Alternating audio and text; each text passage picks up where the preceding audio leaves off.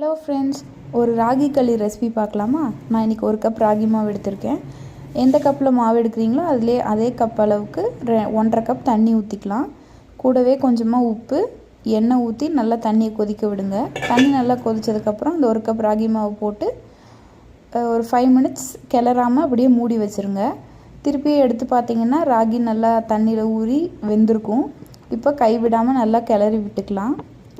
இந்த மாதிரி நல்லா கைவிடாமல் கிளறினீங்கன்னா தான் புருடு இல்லாமல் நல்லா வரும்.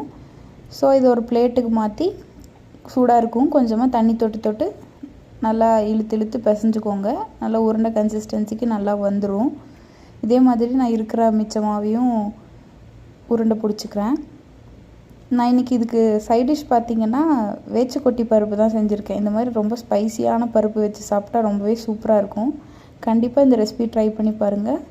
ட்ரை பண்ணிட்டு எப்படி இருக்குன்னு சொல்லுங்கள். பாய்.